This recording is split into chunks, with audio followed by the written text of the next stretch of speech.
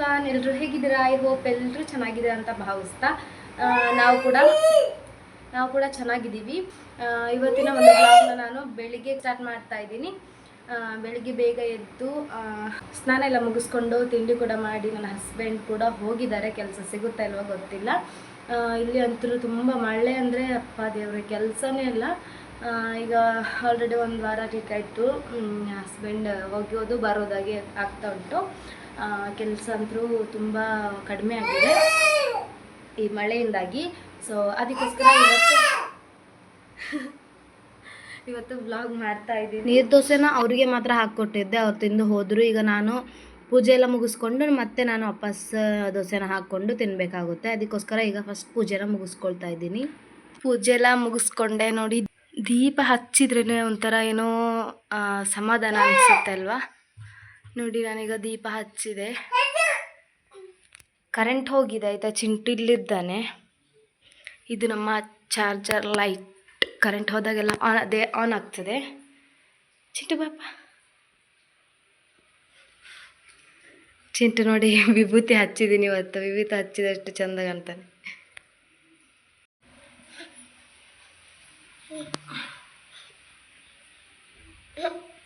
Hi hi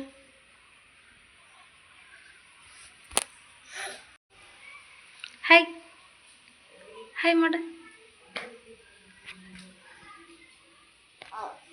ಈ ಮಳೆಯಿಂದಾಗಿ ಎಲ್ಲ ಬಟ್ಟೆಯನ್ನು ನಾನು ಒಳಗಡೆ ಹಾಕಬೇಕಾಗಿದೆ. ತುಂಬ ಅಂದರೆ ತುಂಬ ಮಳೆ, ಎಷ್ಟು ಅಂತ ಹೇಳಲಿಕ್ಕಾಗೋದಿಲ್ಲ. ತುಂಬ ಮಳೆ ಉಂಟು, ಹಾಗಾಗಿ ಬಟ್ಟೆ ಅಂತ ಒಣಗಲಿಕ್ಕೆ ಇಲ್ಲ. ಹೊರಗೆ ಹಾಕಿದ್ದ ಬಟ್ಟೆಯನ್ನು ವಾಪಸ್ ಈ ಕಡೆ ಒಂದು ಕಿಟಕಿಯ ಹಿಂದೆ ಒಂದು ಹಗ್ಗ ಉಂಟು, ಅಲ್ಲಿಗೆ ಹಾಕಿ ಸ್ವಲ್ಪ ನೀರಿಳ್ದಾದ್ಮೇಲೆ ಇಲ್ಲಿಗೆ ತಂದು ಹಾಕೋದು. ಇಲ್ಲಿ ಮತ್ತೆ ಸ್ವಲ್ಪ ಒಣಗಿ ಫ್ಯಾನ್ ಗಾಳಿಗೆ ಒಂದೆರಡು ದಿನ ಒಣಗ್ತದೆ. ಮಳೆಗಾಲದಲ್ಲಿ ಇದೇ ರೀತಿ ನಾನು ಮಾಡೋದು. ಮನೆಯಲ್ಲಿ ಈ ಥರ ಡಿಸೈನ್ ಆಗಿ ಕಟ್ಟಿದ್ದೇನೆ. ಎಲ್ಲರ ಮನೆಯಲ್ಲಿ ಈಗ ಆಲ್ರೆಡಿ ಎಲ್ಲರ ಮನೆಯಲ್ಲಿ ಈ ಥರ ಡಿಸೈನ್ಗಳು ಇದ್ದೇ ಇರುತ್ತೆ. ಸೊ ನಾನೀಗ ಪೂಜೆ ಎಲ್ಲ ಮುಗಿಸ್ಕೊಂಡಾಯಿತು. ಪೂಜೆ ಮುಗಿಸ್ಕೊಂಡಾದ್ಮೇಲೆ ಈಗ ಚಿಂಟುಗೆ ಮತ್ತು ನನಗೆ ದೋಸೆನ ಹಾಕ್ಕೊಳ್ತಾ ಇದ್ದೀನಿ. ನೀರು ದೋಸೆ ಅಂದರೆ ತುಂಬಾ ಇಷ್ಟ ನಮಗೆ. ಯಾವಾಗಾದರೂ ವಾರದಲ್ಲಿ 1-2-3 ಸರ್ತಿ ನಾವು ಮಾಡ್ತಾನೆ ಇರ್ತೀವಿ. ಇದ್ರ ಜೊತೆಗೆ ನಾನು ಮೊಟ್ಟೆ ಪಲ್ಯನ ಮಾಡಿದ್ದೆ, ಎಗ್ ಬುರ್ಜಿ ಥರ. ತುಂಬಾ ಟೇಸ್ಟಿಯಾಗಿತ್ತು. ತುಂಬ ಅಂದರೆ ತುಂಬ ಚೆಂದ ಇದುಂಟು. ನೀವು ಸಹ ಒಂದು ಸಲ ಟ್ರೈ ಮಾಡಿ ಅಂತ ಹೇಳ್ತೀನಿ ನಾನು. ಇದಕ್ಕೆ ಬೇರೆ ಎಂತ ಬೇಡ, ಒಂದು ಕಪ್ ರೇಷನ್ ಅಕ್ಕಿ ಇದ್ದರೆ ಸಾಕಾಯ್ತಾ. ತುಂಬ ಅಂದರೆ ತುಂಬ ಚೆನ್ನಾಗಿ ಬರುತ್ತೆ. ನೀವು ಅದನ್ನು ಹೇಳ್ಕೋದಿಲ್ಲ ಈ ಥರ ಎಂತೆಲ್ಲ ಅದಕ್ಕೆ ಅದರದ್ದೇ ಕಾವಲಿ ಬೇಕು ಅಂತ ಕೂಡ ಇಲ್ಲ. ಅದರದ್ದೇ ಕಾವಲಿ ಉಂಟು, ಆದರೆ ನಾನು ಬೇರೆ ತವದಲ್ಲಿ ಮಾಡ್ತಾಯಿದ್ದೀನಿ. ಇದರಲ್ಲಿ ಕೂಡ ಚೆನ್ನಾಗಿ ಬರುತ್ತೆ. ನೋಡ್ತಾ ಇರ್ಬೋದು, ಸುಲಭವಾಗಿ ಏಳುತ್ತೆ ಮಾತ್ರ.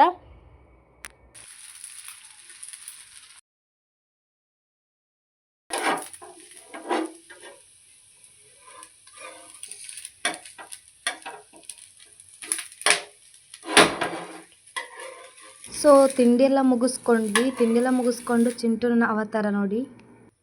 ಏನಾದರೂ ಈ ಥರ ಉದ್ದದ್ದು ಬಟ್ಟೆ ಏನಾದರೂ ಇಲ್ಲಿ ಹಾಕಿದರೆ ಈ ಥರ ಎಳ್ದು ಬಿಸಾಕ್ತಿರ್ತಾನೆ ಮಂಗ ಅಂತ.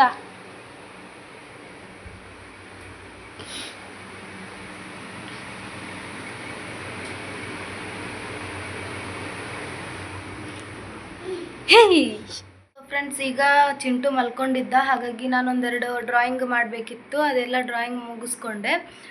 ಡ್ರಾಯಿಂಗ್ ಎಲ್ಲ ಮಾಡಿ ಆದಮೇಲೆ ಈಗ ನಾನು ಮಧ್ಯಾಹ್ನದ ಊಟಕ್ಕೆ ತಲೆಯಲ್ಲಿ ಯೋಚನೆ ಮಾಡ್ತಾಯಿದ್ದೆ. ಹಾಗೆ ನನಗೆ ಯಾವುದು ತಲೆಗೆ ಬರಲಿಲ್ಲ. ಎಂಥ ಅಡುಗೆ ಮಾಡೋದೇ ಒಂದು ದೊಡ್ಡ ಪ್ರಾಬ್ಲಮ್ ನನಗೆ. ಎಂತ ಅಂತ ಮಾಡಲಿಕ್ಕೆ ಗೊತ್ತೇ ಆಗೋದಿಲ್ಲ. ಹಾಗಾಗಿ ನನ್ನ ತಲೆಯಲ್ಲೇ ಒಂದೇನೋ ಮೈಂಡಲ್ಲಿ ಬಂತು, ಒಂದೇನೋ ಅಡುಗೆ. ಈಗ ಅದನ್ನೇ ನಾನು ಟ್ರೈ ಮಾಡ್ತಾಯಿದ್ದೀನಿ. ಈ ಥರ ಮಾಡಿದಾರೆ ಇಲ್ಲೋ ಗೊತ್ತಿಲ್ಲ, ನನಗಂತೂ ಇದು ನನ್ನದೇ ಒಂದು ಹೊಸ ಅಡಿಗೆ ಅಂತಲೇ ಹೇಳ್ಬೋದು. ಬನ್ನಿ, ಅದನ್ನು ಕೂಡ ನಿಮ್ಮ ಜೊತೆ ಶೇರ್ ಮಾಡ್ಕೊಳ್ತೀನಿ. ಹೇಗಾಗಿದೆ ಹೇಗಿಲ್ಲ ಅಂತಲೂ ಶೇರ್ ಮಾಡ್ಕೊಳ್ತೀನಿ. ಟೇಸ್ಟ್ ಚೆನ್ನಾಗಿದ್ದರೆ ನೀವು ಕೂಡ ಮಾಡಿ.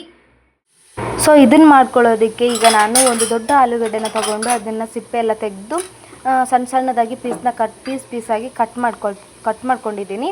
ಈಗ ಅದನ್ನು ಚೆನ್ನಾಗಿ ಲೋ ಫ್ಲೇಮ್ನಲ್ಲೇ ಫ್ರೈ ಮಾಡ್ಕೊಳ್ಬೇಕು. ಎಲ್ಲ ಒಳಗಡೆ ಎಲ್ಲ ಬೆಂದು ಇರೋ ಥರ ಆಗಿರಬೇಕು. ಎಲ್ಲ ಫ್ರೈ ಮಾಡಿಕೊಂಡು ಅದನ್ನು ಒಂದು ಎತ್ತಿಟ್ಕೊಳ್ತಾ ಇದ್ದೀನಿ. ಈಗ ಅದೇ ಬಾಣಲಿಗೆ ವಾಪಸ್ ಆಗಲೇ ನಾನೆಲ್ಲ ತರಕಾರಿನ ಕಟ್ ಮಾಡಿ ಇಟ್ಕೊಂಡಿದ್ದೆ. ತರಕಾರಿ ಅಂದರೆ ತುಂಬ ಏನಿಲ್ಲ, ನಾನು ಇದ್ದದ್ರಲ್ಲೇ ಮಾಡ್ತಾಯಿದ್ದೀನಿ. ಸೊ 2 ಈರುಳ್ಳಿ ಹಾಗೆ 4 ಟೊಮೆಟೊನ ನಾನು ಕಟ್ ಮಾಡಿ ಇಟ್ಕೊಂಡಿದ್ದೆ. ಈಗ ಅದೇ ಎಣ್ಣೆಗೆ ನಾನು ಜೀರಿಗೆ ಮತ್ತು ಸಾಸಿವೆನ ಹಾಕಿ ಅದು ಸ್ವಲ್ಪ ಚಟ್ಪಟ ಅಂತ ಸೌಂಡ್ ಬಂದಮೇಲೆ ಈಗ ಆ ಈರುಳ್ಳಿನೂ ಕೂಡ ನಾನು ಹಾಕಿ ಅದು ಸ್ವಲ್ಪ ಕಲರ್ ಚೇಂಜ್ ಆಗೋ ತನಕ ಫ್ರೈ ಮಾಡ್ಕೊಳ್ತಾ ಇದ್ದೀನಿ. ಸಾರಿ, ನಾನು ಕಡಲೆಕಾಳನ್ನ ಮೊದಲಿಗೆ ಫ್ರೈ ಮಾಡ್ಕೊಳ್ಬೇಕಿತ್ತು, ಹಾಗಾಗಿ ನಾನು ಈಗ ಈರುಳ್ಳಿನ ಸೈಡಿಗೆ ಅಲ್ಲೇ ಫ್ರೈ ಮಾಡ್ಕೊಳ್ತಾ ಇದ್ದೀನಿ. ಸ್ವಲ್ಪ ಕಲರ್ ಬಂದ ಮೇಲೆ ಅದಕ್ಕೆ ನಾನು ಟೊಮೆಟೊನ ಆ್ಯಡ್ ಮಾಡ್ತಾಯಿದ್ದೀನಿ. ಟೊಮೆಟೊನ ಫುಲ್ಲು ಸಣ್ಣದಾಗಿ ಕಟ್ ಮಾಡ್ಕೊಂಡಿದ್ದೀನಿ.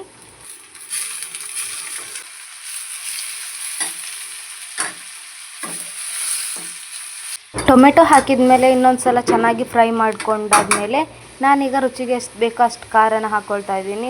1 ಚಿಟಿಕೆ ಆಗೋಷ್ಟು ಅರಿಶಿನ ಪುಡಿನ ಹಾಕ್ಕೊಳ್ತಾ ಇದ್ದೀನಿ. ಹಾಗೆ ಸಾಂಬಾರು ಮಸಾಲ ಪುಡಿನ ಕೂಡ ನಾನಿಲ್ಲಿ ಆ್ಯಡ್ ಮಾಡ್ಕೊಳ್ತಾ ಇದ್ದೀನಿ.